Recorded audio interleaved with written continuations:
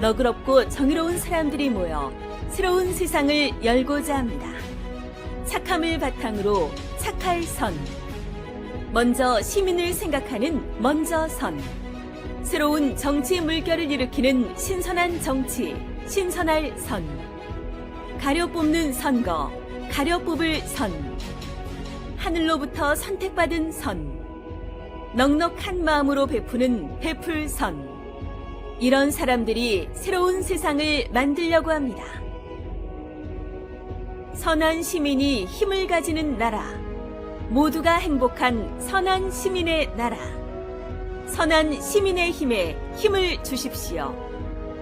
선한 시민의 힘이 만들겠습니다. 먼저 인사. 안녕하세요. 안녕하십니까. 11월 4일 선한 시민의힘 TV 촬영을 하겠습니다. 오늘은 우리나라의 농민운동의 대부시죠. 평생 농민 농촌을 위해 가지고 많은 일을 하시고 또 최근에 이제 통일운동까지 하시는 김준기 선생님을 모시고 우리 농업 문제에 대해서 이 농업이 또 결국은 통일 한국의 기반이 되는 문제이기 때문에 거기에 대해서 많은 경험과 지혜고 말씀을 듣고자 합니다. 우선 인사 간단히 한 1분 정도 소개를 좀 하시겠습니까? 예, 지금 저보고 농민운동을 농업을 위해서라고 그러시는데 전 농사는 짓고 농민운동을 했지만 농업을 위해서가 아니라 농업 그 자체가 내 생명이고 내 삶이었기 때문에 그 위한다는 말을 별로 좋아하지 않습니다. 그래서 원래 전공은 농업 경제고요. 주로 이제 농민운동을 하면서 지역사회 발전을 위한 활동을 했고, 그러다가 여러분 잘 아시다시피 농촌에 농민들이 도시로 이농을 많이 했지 않습니까? 그 이농한 그 농민들은 거의 전부가 도시의 빈민이 됐죠. 그래서 도시 빈민들의 삶에 관심을 가지고 어떻게 해서 이농해온 우리 도시 빈민들이 더불어 함께 살게 할 수 없겠는가 하는 생각을 가지고 이제 당연히 농사를 지었게 됐고 시민운동을 한 거죠. 그러다가 이제 50대가 되면서 이제 소개가 됐습니다만 우리 농촌 농민 문제를 해결하기 위해서 남한뿐만 아니라 북한의 문제도 해결하려고 그러면 역시 남북한의 통일을 이루기를 밖에 없다 생각해서 나올 때부터 통일운동을 하고 있고 지금은 주로 통일운동을 하고 있습니다. 그리고 농업 부분에 있어서는 북한의 농업도 심각하지 않습니까? 한국의 농업은 완전히 소멸 다 되어 있지만 어떻게 해서 남과 북이 더불어 함께 잘 살 수 있겠느냐. 그래야 우리 민족이 우리 농촌을 살리고 그게 바로 사람 생명을 구하는 길이다 해서 그쪽으로 통일농업 쪽으로 좀 공부를 좀 하고 있습니다. 아주 정말 우리 민족의 미래에 대해서 꼭 해야 될 일을 하고 계시니까 정말 우리 사회 우리 지금 현재 시민들이 정말 고마운 생각을 가져야 될 것 같습니다. 우선 먼저 여쭙고 싶은 거는 우리 한국의 농촌 농업의 현실에 대해서 좀 여쭙고 싶은데 우리 농업을 이야기하자면 하나의 큰 전환기가 된 게 94년 우루과이 라운드로 이제 시장 개방된 건데 그 후에 이제 농업이 국가 기관 산업이고 안보 문제도 있는 식량 주권 문제 이런 거 있다면서 농촌 경쟁력을 제고해야 된다면서 정부가 지금 그 이후로 줄 잡아서 100조 이상을 농업 경쟁력 위해서 쏟아부은 걸로 알고 있습니다. 그런데 지금 현재 2020년 현재 우리 농촌 현실을 보면은 그 엄청난 자금이 투입된 거에 비해서 실속이 없고 농촌 경쟁력은 어디 간지 모르고 농촌은 점점 공동화되고 거의 도시로 다 이 젊은 층들은 다 도시로 이주를 하고 시골은 농촌에서는 그 아이들 울음 소리를 듣기 힘들다는 이런 얘기까지 나올 정도로 피폐가 되고 있습니다. 그리고 특히 우리가 식량 주권 이야기하면서 그렇게 노력했음에도 지금 이 곡물 작업률이 27%밖에 안 된답니다. 이런 거는 특히 이 지금 기후 변화의 이런 기온이 올라감으로 인해 가지고 지구가 점점 사막화돼 가는데, 그래 되면 제일 부닥치는 게 식량 위기라는 그런 경고가 많거든요. 그러면은 우리가 지금 현재 상태가 되게 식량 주권으로 위험한 상태인데, 그런 걸 이제 잘 모르는 거죠. 그냥 수입해서 먹으면 되고 빵 먹으면 되고 하는 건데, 그렇지만 이게 위기 상황이 오고 그런 이 기후 변화로 인해 가지고 전 지구의 식량 문제가 생길 경우에 우리가 이제 어떻게 할 것인가, 이런 직면한 문제인데, 그런 차원에서 우리 선생님이 한국 농촌과 농업의 현실이 뭐가 문제인지 그걸 어떻게 풀어나갈 수 있을지 말씀해 주시고, 그 다음에 이제 북한 농촌 문제도 하면서 남북이 어떻게 하면 대응할 것인가를 좀 말씀을, 우선 한국 농촌 현실에 대해서 이제 여쭙겠습니다. 한국 농촌이 과연 농촌 농업 국민의 희망이 있는가 한다면 전 지금 희망이 없다고 봅니다. 그동안에 우리 농업 정책이 역대 정권을 거치면서 농업 정책이 아니라 농업 발살 정책이죠. 붕괴 정책이었습니다. 왜 이렇게 지나친 편이 아니냐 생각하실지 모르겠지만은, 자, 우리나라 농업, 농촌, 농민이 이렇게 되게 된 배경은, 역사적인 배경은 50년대는 일본 미국의 소위 무상 농산물 원조 탓입니다. 그것이 바로 우리나라 농업을 망가뜨리게 되는 거고, 그리고 60년대 들어오면서 농업, 우리가 흔히 말하는 대로 한국 농업이, 농촌이 그대로 붕괴되고 말살되고 없어진 것은 역시 신자유주의 자본주의 경제 체제 때문이죠. 그렇죠.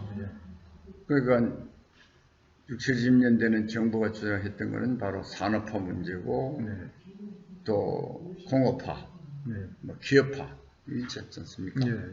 거기에 농업은 결국 말하면 공업화, 산업화, 기업화 될 나가려고 그러면 노동력이 필요하지 않습니까? 값싼 노동력.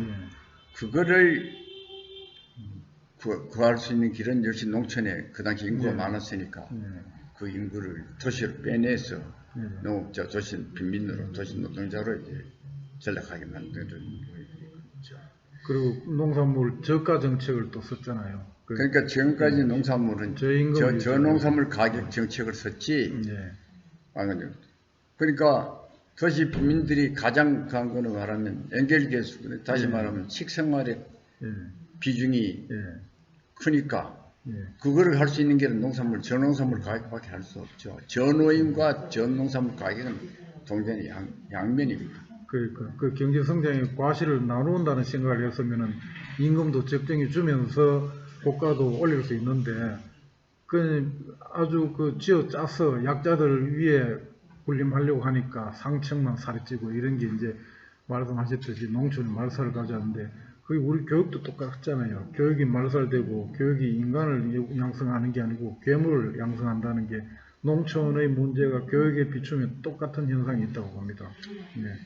그러면 거기에 대해서 우리가 그러면은 어떻게, 그러면 우리 농촌과 농업의 미래를, 그게 곧 이 식량 안보의 생존의 문제이기도 한데 어떻게 대응하면 좋겠습니까? 지금 말하면 현 정부 문재인 정부마저도 농업이 국가의 기관 산업이고 중심 산업이라는 의식이 없습니다. 더욱이 요새 뉴딜이니 뭐 정책을 펼치지만 농업 부분에서는 거의 빠져 있습니다. 자, 여기에서 뭘 농업 문제를 어떻게 할 거냐. 그래서 농업이라고 하는 중요성은 우리 국민의 기관 산업이고 또 식량 주권을 위해서라도 농업을 키워야 되고,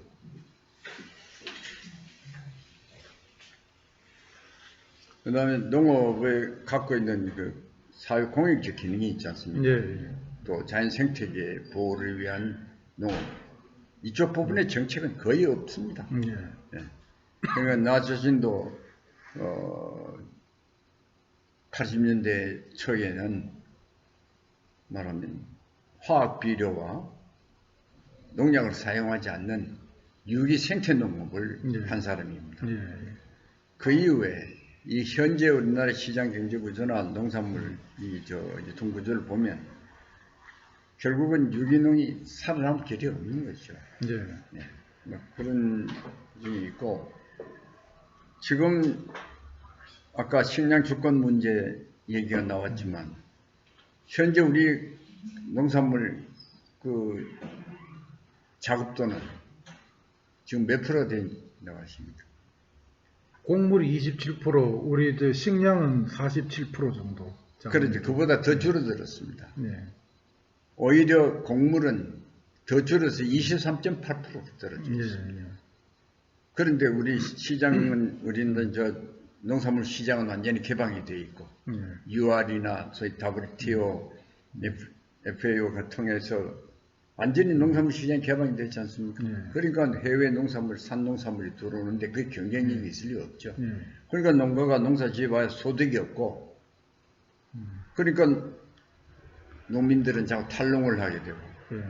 또 농촌에 지금 현재 보면 농촌 인구 중에 인구가 얼마 없거든요. 고령이고 뭐 여성이고 전부 뭐 고령화돼 있고 노령화돼 있고 말하면 여성화돼 있고 이제 말하면 영세농, 소농 이거 농이 거의 60% 차지 않습니까? 예. 거기에서 농사를 지어서 농민들이 소득이 올릴 수 있겠느냐는 거죠. 근데 그런 것은 어려웠고 안 되고 그러니까 우리가 말하면 농민들이 현재 보면 농가 소득이 지금 연간 100만 원, 170만 원 수준밖에 안 되거든요. 월. 예. 그러니까 지금 가구당 생계비가 175만 원인데 거기에 미달되는 우리 농촌 농민들이 얼마나 많습니까? 예. 그러니까 농촌이 자 전부 영세화되고 소농화되고 노인네만 있고 청년은 없고 예. 농사 지을 사람이 없죠. 예. 그런데도 불구하고 정부에서는 기계화하고 뭐 이 대농화 뭐 이제 이렇게 하다 보니까 농촌이 기계화돼 있고 하지만 이것이 말하면 기업농이나 대농들은 살 길이 있지만 그 사람들도 이제 농산물 값이 사니까 살 길도 없게 하지만은 소농들은 다 무너져 버렸죠. 없죠. 그렇죠.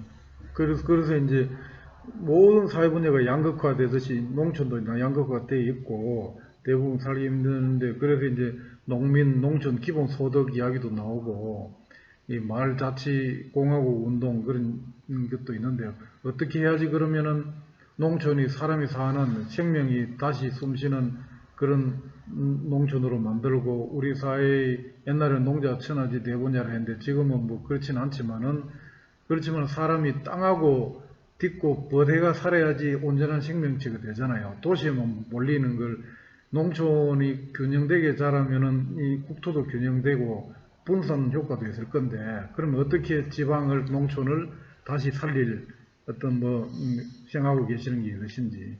저는 지금 좋은 말씀을 해주셨는데 현재 소농 체제 구조 가지고 또 농업의 기업화, 소위 말 기계화 이런 것에 됨에 따라서 우리 농촌이 지금 살아날 길이 없습니다.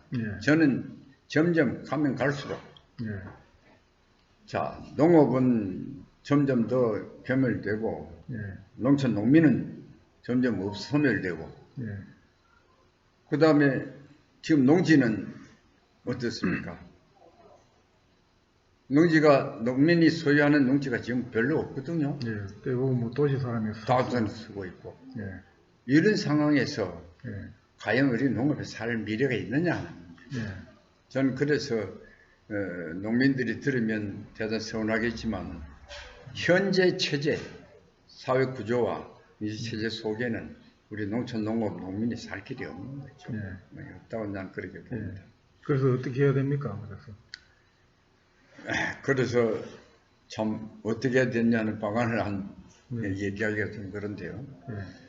지금 북한도 한번 봅시다. 북한도 식량난이 있지 않습니까? 예. 굶주린 사람이 많잖아요. 그럼 북한의 농촌 농민, 우리 남한의 농촌 농업 농민 한번 보자. 이 양쪽을 우리 살릴 수 있는 길이 뭐겠는가? 그러면 남북 간에 말하면 통일을 이루고 통일농업을 우리가 다시 기획하고 살려나가야 한다는 게 지금 제 생각입니다. 예.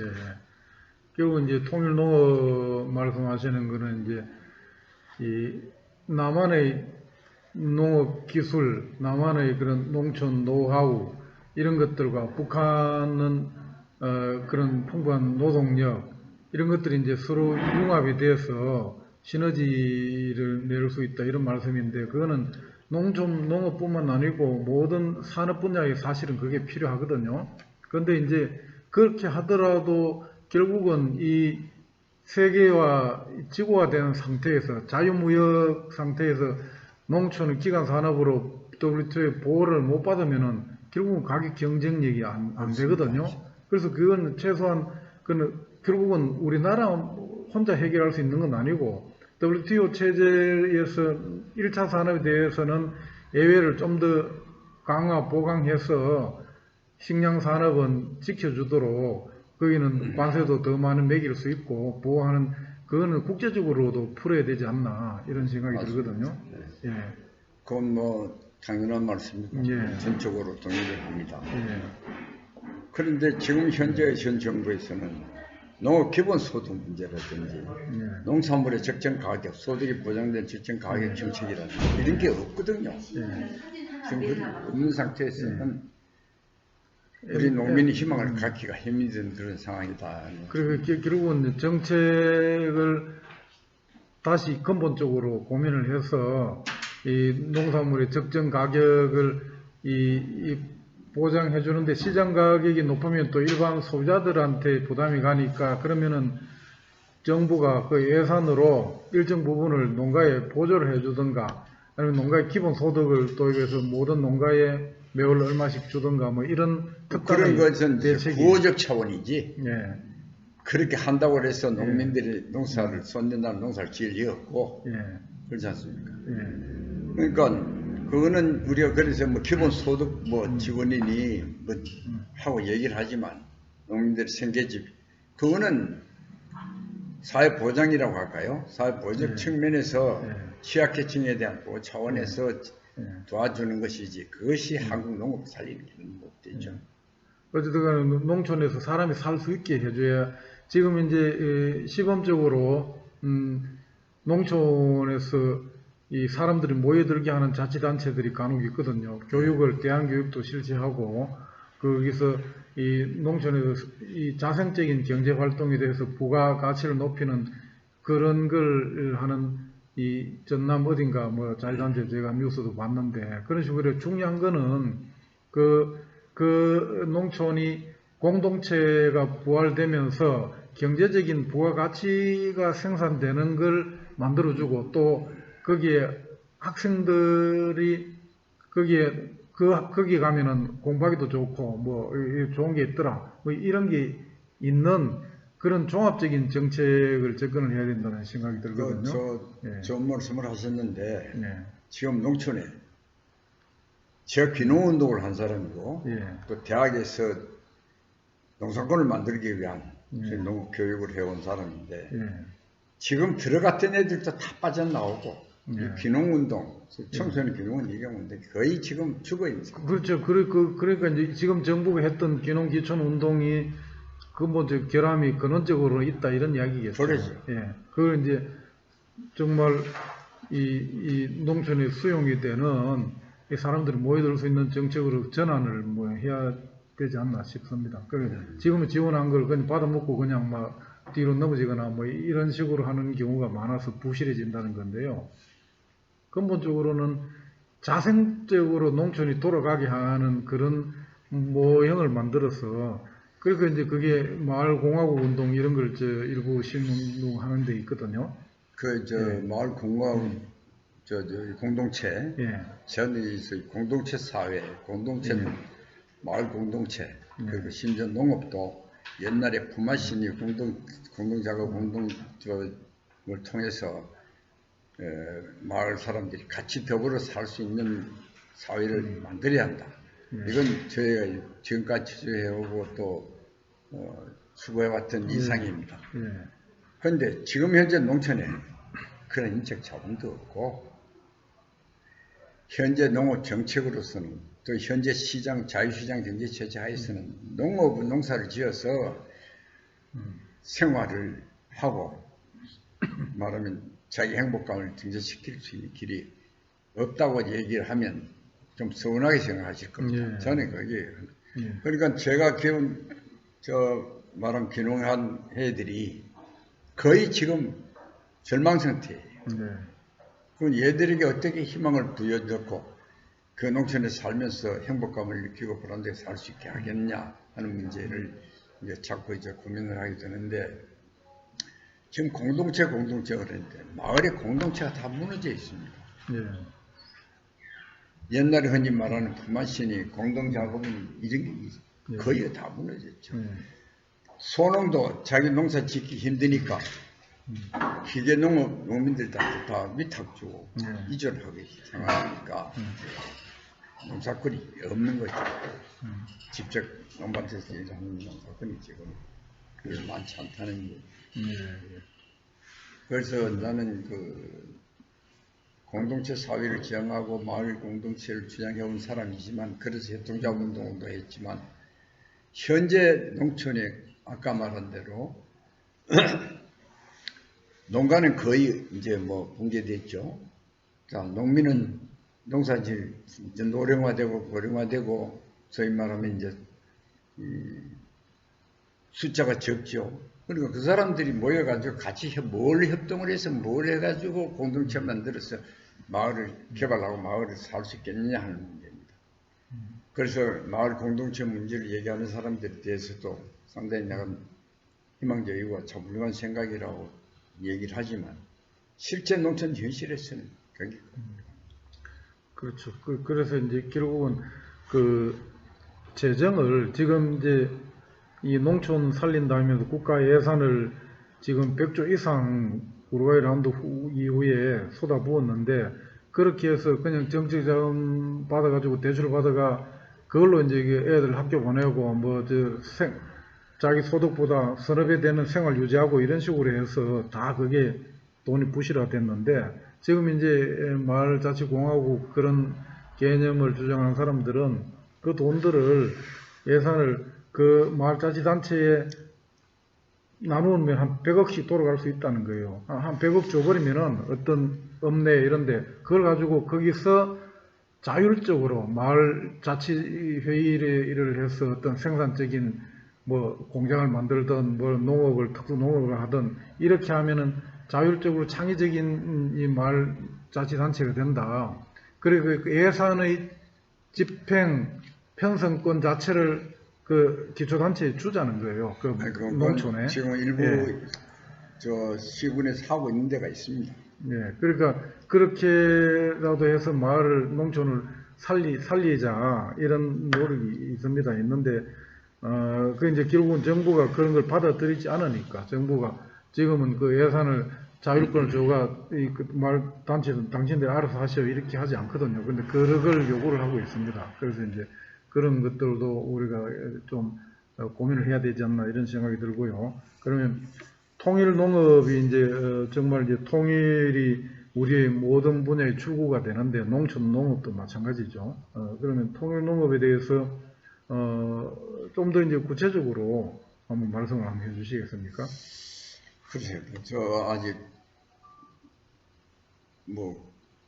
지향을 하고 있고 거기에 대해 고민을 하고 깊이 생각을 해보고 있지만 역시 북한의 식량난 문제라든지 그것이 주어진 이유도 바로 국제자본주의 경쟁 질서 속에서 이루어진 거거든요.